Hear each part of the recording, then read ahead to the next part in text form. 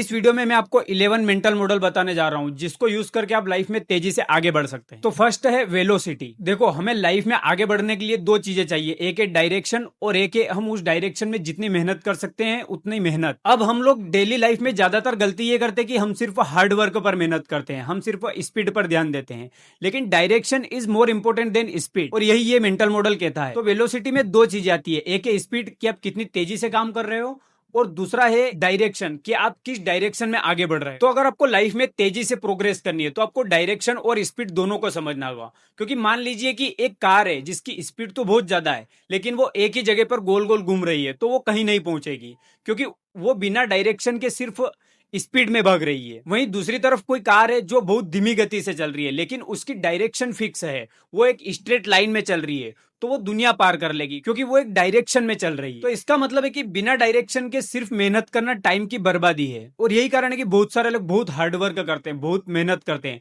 लेकिन फिर भी वो उतना अचीव नहीं कर पाते जितना जो सही डायरेक्शन में कम मेहनत करके अचीव कर लेते हैं। तो ये मेंटल मॉडल कहता है कि अगर आपको लाइफ में प्रोग्रेस करनी है तो आपको राइट डायरेक्शन में अपनी स्पीड बढ़ानी होगी, क्योंकि स्पीड से भी ज्यादा डायरेक्शन मैटर करती है। तो आप अपनी प्रोग्रेस इन दो स्टेप के माध्यम से बढ़ा सकते हैं। फर्स्ट है राइट डायरेक्शन, मतलब आप किस डायरेक्शन में काम करेंगे। सेकेंड है स्पीड, मतलब उस डायरेक्शन में अपनी पूरी एनर्जी लगाना, और आप जितना हार्ड वर्क कर सकते हैं उतना हार्ड वर्क करना। लेकिन यहाँ पर भी समझने वाली बात यह है कि कभी कभी आपकी प्रोग्रेस राइट डायरेक्शन में ज्यादा हार्ड वर्क करने से, ज्यादा मेहनत करने से होती है, लेकिन बहुत बार आपके रास्ते में जो रुकावटें आ रही है उनको हटाकर होती है। तो एक बार जब आपका गोल और डायरेक्शन डिसाइड हो जाए तो आप अपनी स्पीड दो तरीके से बढ़ा सकते हैं।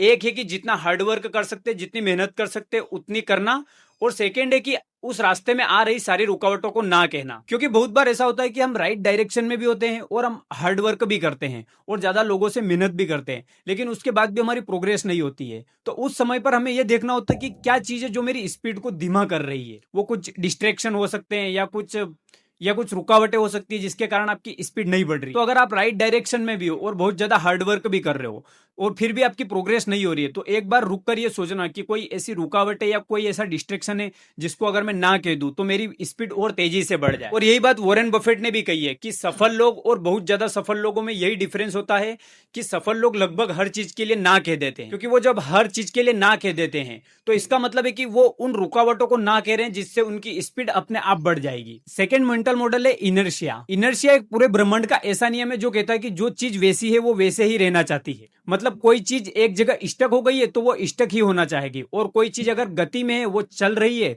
तो वो चलते रहना चाहेगी। और यही कारण है कि बहुत सारे लोग जो डेली एक्शन लेते हैं वो एक्शन लेते ही जाते हैं, मतलब एक बार उनकी गति बन जाती है तो वो रुकते ही नहीं है। लेकिन जो स्टक हो जाते हैं, जो एक जगह रुक जाते हैं, वो कहते हैं मैं कल से करूंगा, परसों से करूंगा, तो वो उसी जगह पर स्टक रहते हैं। इस बात को समझो, इनर्शिया बदलाव का सबसे बड़ा दुश्मन है, जो हर चीज को उसकी पुरानी आदत या कंडीशन में ही रोक कर रखना चाहता है। एग्जाम्पल के लिए, कोई चीज जितनी ज्यादा भारी होगी तो हमें उसको एक जगह से दूसरी जगह पर पहुंचाने के लिए बहुत ज्यादा रेजिस्टेंस झेलना पड़ेगा, हमें उसमें बहुत ज्यादा एफर्ट लगाना पड़ेगा। लेकिन इसी जगह एक पंख है जिसका वजन ना के बराबर है, तो वो हल्की सी हवा से भी आसानी से उड़ जाता है। लेकिन वहीं दूसरी तरफ एक भारी चीज को या बड़े पत्थर को हटाने के लिए हमें बहुत ज्यादा एनर्जी की जरूरत होती है। और यही कारण है कि हम सुबह बिस्तर से निकलकर काम करना नहीं चाहते, क्योंकि हम जिस स्थिति में उसी स्थिति में रहना चाहते हैं। यही इनर्शिया है, और इस इनर्शिया से निकलने के लिए हमें एक्टिवेशन एनर्जी की जरूरत होती है, जिसे हम नेक्स्ट मेंटल मॉडल में समझेंगे। और इसीलिए हमारे लिए किसी भी नए काम की शुरुआत करना सबसे मुश्किल होता है, लेकिन एक बार जब हम शुरुआत कर देते हैं और कोई चीज किसी दिशा में आगे बढ़ने लगती है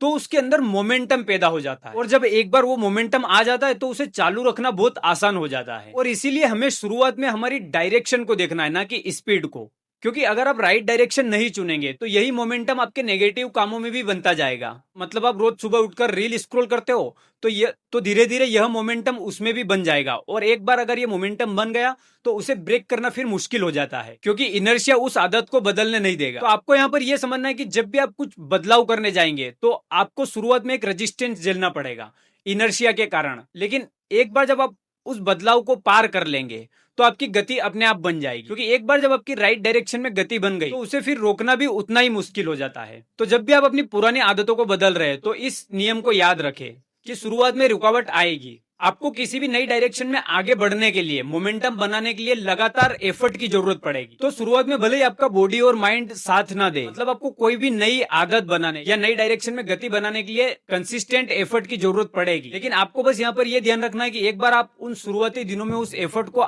पार कर लेंगे या जितना एफर्ट कर सकते हो उतना कर लेंगे तो वो गति अपने आप बन जाएगी। और शुरुआत में गति बनाने के लिए सबसे बेस्ट मेंटल मॉडल है वो है एक्टिवेशन एनर्जी। ये बहुत सिंपल है, मतलब केमिस्ट्री में किसी भी केमिकल रिएक्शन को शुरू करने के लिए एक जो मिनिमम एनर्जी की जरूरत पड़ती है उसे ही हम एक्टिवेशन एनर्जी कहते हैं। और जब तक वो मिनिमम एनर्जी नहीं मिलती तब तक कोई रिएक्शन शुरू ही नहीं होता है। और यही कारण है कि हमारी लाइफ में भी, चाहे हमें सुबह बिस्तर से उठना हो या हमें जिम जाना हो या किसी नए प्रोजेक्ट पर काम करना हो, शुरुआत करना सबसे मुश्किल होता है। क्योंकि शुरुआत करने के लिए हमें एक्टिवेशन एनर्जी की जरूरत होती है, यानी वही मिनिमम एनर्जी या दिमागी ताकत जो आपको उस काम को शुरू करने के लिए देनी पड़ती है। इसको इस ग्राफ से समझिए। ग्राफ के शुरुआत में देखिए, एक इंसान बिस्तर पर मजे से सोया है। केमिस्ट्री में इसे रिक्टेंट कहते हैं, यानी वो एलिमेंट्स जो रिएक्शन से पहले की स्टेट में है। लेकिन हमारी लाइफ में यह होती है हमारी करंट स्टेट, यानी वो आरामदायक आलस या कंफर्ट जोन जहां हम कुछ नहीं कर रहे होते हैं। यहाँ हमारी प्रोडक्टिविटी एनर्जी बिल्कुल जीरो है। बिजनेस या क्रिएटिव लाइफ में इसका मतलब है कि आपके दिमाग में एक बहुत ही कमाल का बिजनेस आइडिया है या आपके पास एक बेहतरीन वीडियो का टॉपिक है, लेकिन अभी वो सिर्फ आपके दिमाग में ही सोया हुआ है, आप अभी एक्शन मोड में नहीं है। लेकिन यहीं पर सेकेंड स्टेट आती है जिसे हम ट्रांजिशन स्टेट कहते हैं। लेकिन अब ग्राफ के बीच में देखिए, एक बड़ा सा पहाड़ है और उसके टॉप पर वो इंसान बैठा है जो बिस्तर से उठ तो गया है लेकिन अपना सिर पकड़कर सोच रहा है कि यार जाऊं या न जाऊं। मतलब बिस्तर से उठकर जूते पहनने तक का सफर, या फिर अपना लैपटॉप खोलकर अपने बिजनेस प्लान पर काम करना, या फिर स्क्रिप्ट की पहली लाइन लिखने का जो शुरुआती संघर्ष है, यही वो पहाड़ है। और इस पहाड़ की ऊंचाई ही आपका एक्टिवेशन एनर्जी है। जैसे इस डायग्राम पर लिखा है, getting started is the hardest part, यानी शुरुआत करना ही सबसे मुश्किल काम है। यही वो मानसिक रुकावट है जिसे पार करने के लिए आपको सबसे ज्यादा विल पावर और एक्स्ट्रा एफर्ट लगाना पड़ता है। लेकिन जैसे वो इंसान उस पहाड़ की चोटी को पार कर लेता है तो ग्राफ अचानक तेजी से नीचे गिरता है और इंसान मजे से दौड़ रहा है। और यही केमिस्ट्री की भाषा में कहे तो वो प्रोडक्ट बन चुका है। तो एक बार जब वो इंसान दौड़ना शुरू कर देता है, या एक बार जब अपनी स्क्रिप्ट के पहले 2 से 3 पैराग्राफ लिख लेता है, तो फिर उसको एक्स्ट्रा एनर्जी नहीं लगानी पड़ती। फिर वो इंसान एक फ्लो में चला जाता है और फिर काम अपने आप होने लग जाता है क्योंकि वहां पर गति बन जाती है। तो एक तो ये तरीका है कि आप एक्टिवेशन एनर्जी का यूज करके आगे बढ़े। लेकिन इसी में एक मेंटल मॉडल आता है जिसे हम कैटालिस्ट कहते हैं। इसका मतलब है कि आप अपने बड़े से काम को या उस पहाड़ को ही कम कर दे। कैटेलिस्ट का मतलब होता है कि एक ऐसा बूस्टर जो खुद कोई काम नहीं करता लेकिन आपके काम के रास्ते को इतना आसान बना देता है कि आपके काम की स्पीड अपने आप बढ़ जाती है। साइंस में हम इस पहाड़ को छोटा करने वाली चीज को ही कैटेलिस्ट कहते हैं। मतलब ये उस एक्टिवेशन एनर्जी के पहाड़ को ही छोटा कर देता है जिससे आपकी स्पीड अपने आप कई गुना बढ़ जाती है। तो हम हमारी लाइफ में भी इसका प्रैक्टिकली यूज कर सकते हैं। मतलब हम अपने उस काम को ही छोटा कर दें कि हमें अभी एक लॉन्ग स्क्रिप्ट नहीं लिखनी है, हमें बस एक 2 मिनट की स्क्रिप्ट लिखनी है। तो हम हमारे काम को छोटा करने के लिए भी इस कैटलिस्ट का यूज कर सकते हैं। जैसे स्क्रिप्ट राइटिंग के लिए अगर आप ये सोचकर उठेंगे कि आज मुझे 20 मिनट की वीडियो के लिए 2 से 3 हजार वर्ड की स्क्रिप्ट लिखनी है, तो वो एक बहुत बड़ा गोल हो गया।